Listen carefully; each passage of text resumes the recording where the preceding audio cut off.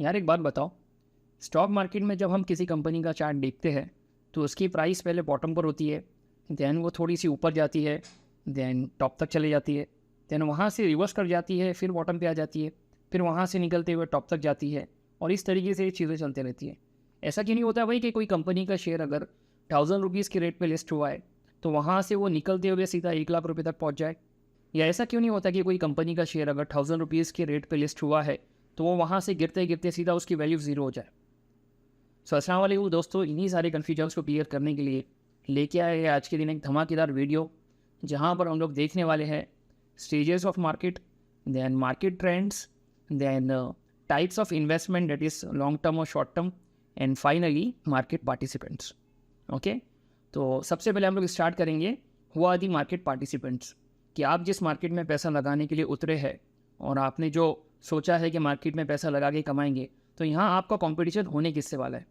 Okay, तो यहाँ पर अगर आप लोग देखेंगे तो यहाँ पर सबसे पहला नाम आएगा DIIs का, जिसको हम लोग बोलते हैं डोमेस्टिक इंस्टीट्यूशनल इन्वेस्टर्स।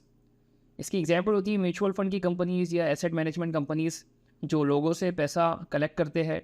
इनके सर्टेन प्लान्स होते हैं और लोग मंथली SIP करते हैं, इनमें अपने पैसों को लगाते हैं और पूरे इंडिया से जब ये पैसा जमा हो जाता है तो ये काफ़ी ज़्यादा होता है, हज़ारों करोड़ या ये लेवल पे ये पैसा आप लोग को दिखेगा। ओके, देन सेकंड इसमें आएंगे FIIs, जिनको हम लोग बोलते हैं फॉरेन इंस्टीट्यूशनल इन्वेस्टर्स। ये वो कंपनीज़ होती है या वो बड़ी कैटेगरी होती है जो, जैसे मैंने आप लोग को बोला कि इंडिया में जो लोग काम करते हैं उन लोग को DIIs बोलते हैं, तो पूरे वर्ल्ड में ऐसे होते होंगे। USA में अलग होता होगा, UK में होगा, ऑस्ट्रेलिया में होगा। तो इन लोग सब मिल के जब इंडिया में पैसा लगाने आते हैं तो सोचो इसका वॉल्यूम कितना होता होगा। तो इनको हम लोग बोलते हैं बड़े प्लेयर्स या FIIs। ओके, देन नेक्स्ट आता है इसमें FPI यानी foreign portfolio investors, same category. Okay, and finally in सब के बीच में हम छोटे से वही रिटेल इन्वेस्टर्स। तो अगर कोई इंसान सोचे कि इस पूरे मार्केट में हमारा कंट्रीब्यूशन कितना है, तो भाई हमारा कंट्रीब्यूशन जस्ट 5 to 10% है, बाकी ये पूरा मार्केट है इन्हीं का। इन्हीं को हम लोग बोलते हैं स्मार्ट मनी और इन्हीं को हम लोग बोलते हैं मार्केट मेकर्स। इन्हीं से मार्केट चलता है। इनके बस में अगर आए तो मार्केट को एकदम बुलिश बना दें, या इन लोग अगर बेचने निकले तो पूरा पैनिक सेलिंग हो जाती है और मार्केट एकदम धड़ाधड़ गिर जाता है। ओके, तो किस तरीके से ये काम पूरा चलता है, क्या ये चीज़ें अचानक हो जाती है या ये एक सिस्टम को फॉलो करती है, ये सारी चीज़ें आज की वीडियो में हम लोग देखने वाले हैं। ओके, तो यहाँ पर शुरू करेंगे हम लोग स्टेजेस ऑफ मार्केट, मतलब मार्केट की चार्ट। तो जब भी आप लोग स्टॉक मार्केट में किसी भी कंपनी का चार्ट निकाल के देखेंगे ना, तो यहाँ पर चार्ट में आप लोग को प्राइस की एक मूवमेंट दिखेंगी। प्राइस की एक मूवमेंट कैसी दिखेंगी कि प्राइस कभी बॉटम पर होगा, देन वहाँ से थोड़ा ग्रोथ होते होते होते टॉप तक चला जाएगा, देन वहाँ से जो गिरेगा तो एकदम नीचे आ जाएगा। तो ये सारी चीज़ें होती क्यों है? तो स्टॉक मार्केट में ये सारी चीज़ों को समझने के लिए ये चीज़ हम लोग को समझनी होंगी कि स्टॉक मार्केट के फेजेस या स्टेजेस होते क्या हैं। ओके, तो यहाँ पर 4 इंपॉर्टेंट फेजेस होते हैं। सबसे पहले फेज़ को हम लोग बोलते हैं अक्यूमुलेशन फेज़। इस वाले फेज़ में एग्जैक्टली क्या होता है कि ये जो एरिया है ना, नीचे का एरिया, एक लॉजिक लगता है कि ऐसे एरिया को हम लोग बोलते हैं कि भाई होलसेल एरिया, और ये जो टॉप वाला एरिया है इसको हम लोग क्या बोलते हैं, रिटेल एरिया। तो कोई भी चीज़ अगर होलसेल रेट में हम लोग को मिलती है तो हम लोग क्या करते हैं भाई, उसको अक्यूमुलेट करते हैं। तो यहाँ पर सेम चीज़ चलती है कि अगर कोई कंपनी का रेट अगर डिस्काउंटेड दिख रहा है हम लोग को, या एकदम कम प्राइस पर वो कंपनी दिख रही है, तो वहाँ पर उसको अक्यूमुलेट किया जाता है। ओके, देन उसके बाद में क्या होता है, जब काफ़ी अक्यूमुलेशन हो गया तो उसके बाद में ग्रोथ कराई जाती है, एग्रेशन कराया जाता है, ताकि उन लोग ने जो भी अक्यूमुलेशन किया है और सारे स्टॉक्स को परचेस किया है, अब उन लोगों को उसका प्रॉफिट मिलना शुरू हो जाए। ओके, तो ये एग्रेशन मार्केट में लाया जाता है। ओके, यहाँ पर री अक्यूमुलेशन भी हो सकता है बीच में, ठीक है। देन फाइनली जब ये प्रॉफिट बुकिंग का एरिया आ जाएगा तो यहाँ पर शुरू हो जाएगा डिस्ट्रीब्यूशन फेज। ओके, और यहाँ पर जब हम लोग सारी क्वांटिटीज़ में से एग्जिट कर लेंगे ना स्मार्ट मनी, तो उसके बाद में हम लोग सेल आउट करना शुरू करेंगे और फिर आएगा यहाँ पर कौन सा फेज़ भाई, लास्ट वाला फेज़, जिसको हम लोग बोलेंगे डिक्लाइनिंग फेज़। तो इस तरीके से इन लोग के काम चलते रहते हैं। चार्ट पर ये चीज़ें कंटिन्यूसली बनती रहती है कि अक्यूमुलेशन होता है, देन ग्रोथ होता है, देन डिस्ट्रीब्यूशन होता है, एंड फाइनली क्या होता है भाई, डिक्लाइनिंग फेज़ आता है। ओके, सेम चीज़ हम लोग को अगर देखनी है चार्ट पर कैसी दिखती है, तो हम लोग देखते हैं यहाँ पर, ये देखिए यहाँ पर एक कंपनी का स्टॉक है ये, जिसको अक्यूमुलेट किया जा रहा है। देन उसके बाद में स्टार्ट हुआ भाई ग्रोथ फेज़ और प्राइस यहाँ तक चले गए टॉप तक। देन उसके बाद में डिस्ट्रीब्यूशन शुरू हो गया और जैसे ये रेंज से निकला स्टॉक, तो सीधा उसने क्या किया भाई, डिक्लाइनिंग फेज़ में एंट्री बना ली और अब उसका प्राइस गिरते गिरते गिरते फिर से बॉटम तक आ चुका है। ओके, तो ये 4 स्टेजेस आमतौर पे आप लोगों ने देखने हैं। और ये स्टेजेस जब भी आप लोग देखेंगे ना, इस चीज़ का ध्यान रखना कि आप लोग ने ये चीज़ों को बड़ी टाइम फ्रेम पे देखना है। ज़्यादातर आप लोग ने ये चीज़ों को बड़ी टाइम फ्रेम पे देखना है। ओके, अब इसके बाद में अगर हम लोग को ये चीज़ और अच्छे से देखनी है तो हम लोग सीधा क्या करेंगे, जाएंगे एक कंपनी के चार्ट पे और हम लोग देखेंगे कि कैसी ये चीज़ें दिखती हैं। तो यहाँ पर मैंने खोला है निफ्टी 50 में से विप्रो कंपनी का चार्ट और देख लीजिए भाई, सेम चीज़ यहाँ पर दिख रही है। ये एरिया को मैं क्या बोलूँगा भाई, अक्यूमुलेशन एरिया, राइट। उसके बाद में क्या हुआ भाई, ग्रोथ एरिया आ गया। ग्रोथ एरिया के बाद में क्या आ गया भाई, यहाँ पर आ गया भाई डिस्ट्रीब्यूशन का एरिया। ओके, तो इसको मैं करता हूँ भाई ग्रीन। तो accumulation, then growth, then distribution and finally क्या हो गया भाई, डिक्लाइनिंग फेस। तो इस तरीके से कोई भी स्टॉक की चाल आप लोग को दिख जाएंगी चार्ट पर। और स्टॉक मार्केट इसी तरीके से चलता है। कोई भी कंपनी जब लिस्ट होती है तो उसकी प्राइस एक तरीके की ऊपर नहीं जाती है, ये उतार चढ़ाव इसमें आते ही रहते हैं। आ रही बात समझ में? अब अगर ये सारी चीज़ें हम लोग को समझ में आने लग गई तो इसके बाद में हमारे माइंड में एक कन्फ्यूजन होगा कि भाई अब काम कैसे करना है। ओके, तो आप लोग देखोगे एक चीज़ स्टॉक मार्केट में कि मार्केट कुछ ट्रेंड्स को फॉलो करते हुए चलता है। ओके, तो हम लोग को देखने होंगे मार्केट ट्रेंड्स होते क्या है।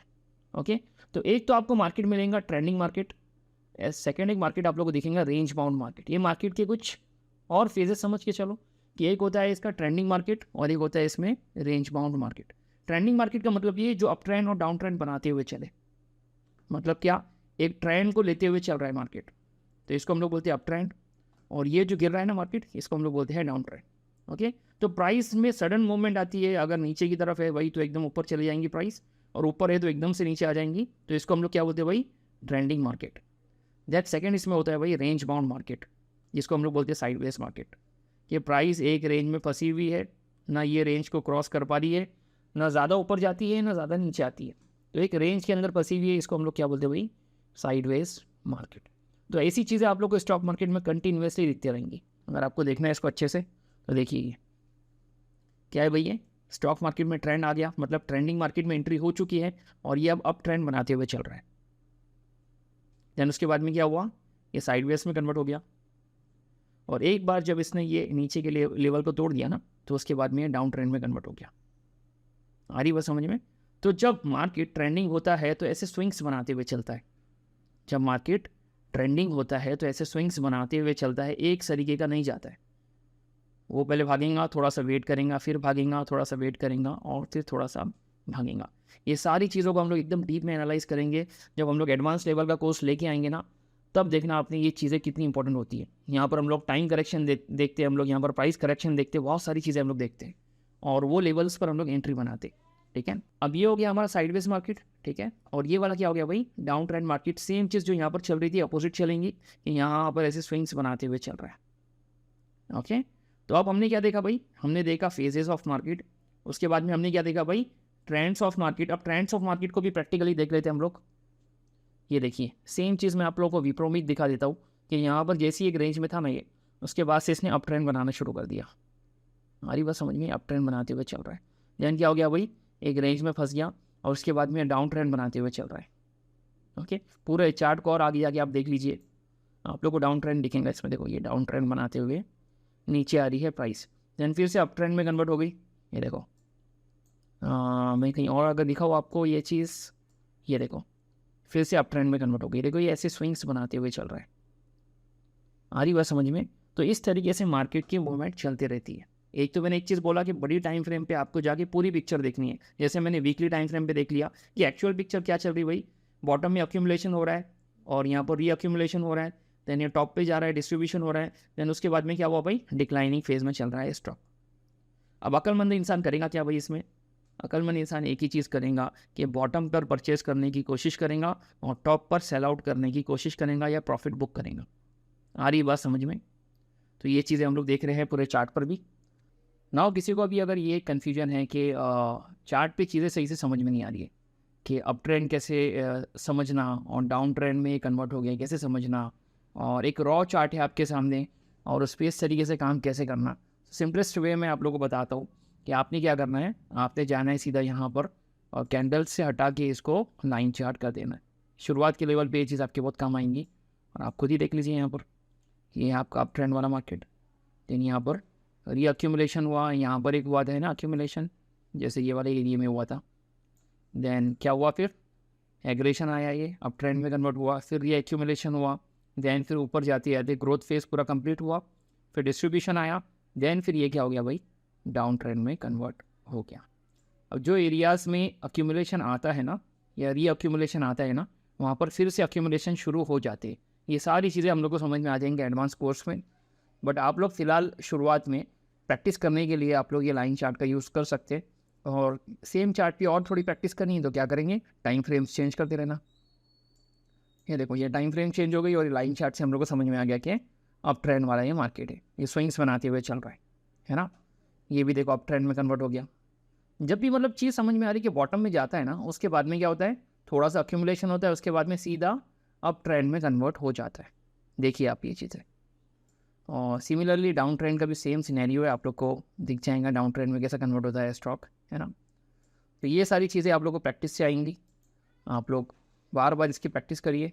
और इसके बाद में जब चीज़ें अच्छे से समझ में आ गई तो आप लोग को कैंडल स्टिक्स पे आ जाना है, ठीक है, यहाँ पर जाना है और इसको कैंडल्स कर लेना है, ठीक है।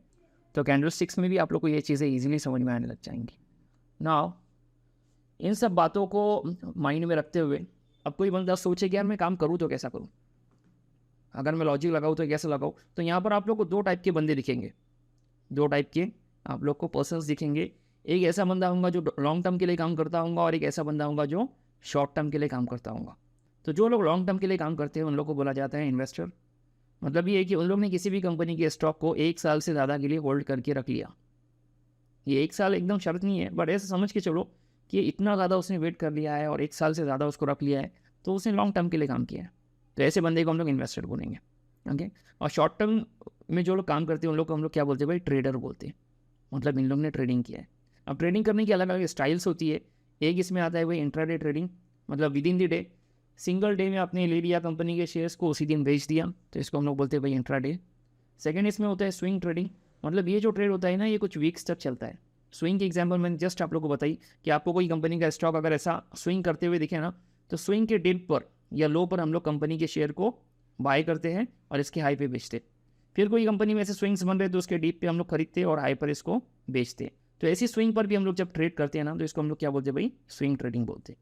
इसमें डिपेंड करेगा कि हम लोग अपने टारगेट्स कैसे लगा रहे हैं, और ज़रूरी नहीं कि हम लोग ये एक बड़ी कैंडल का ही वेट करके पूरा काम करें। हम लोग इसमें अपने हिसाब से काम करते हैं। कोई एक लेवल हमारा डिसाइड होता है, वहाँ से हमारे टारगेट का लेवल डिसाइड होता है और हम लोग प्रॉफिट बुक करते हैं, ओके।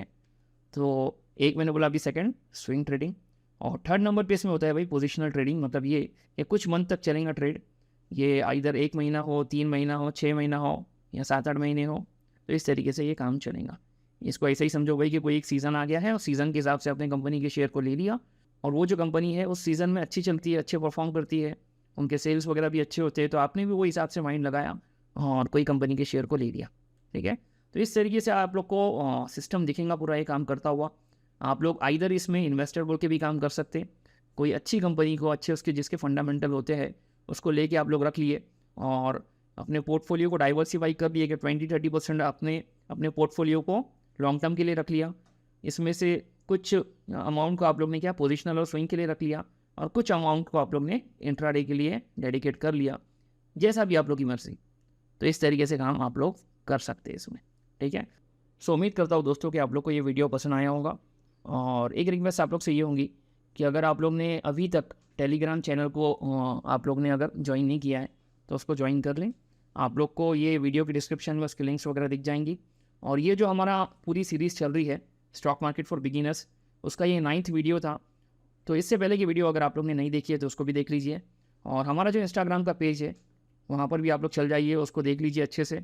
वहाँ पर भी आप लोग को काफ़ी स्टॉक्स के इमेजेस और रील्स वगैरह हर चीज़ आप लोग को देखने मिल जाएंगी। तो गाइज़ आज के लिए इतना ही, इंशाल्लाह हम लोग मिलेंगे नेक्स्ट वीडियो के साथ में। अल्लाह हाफिज़।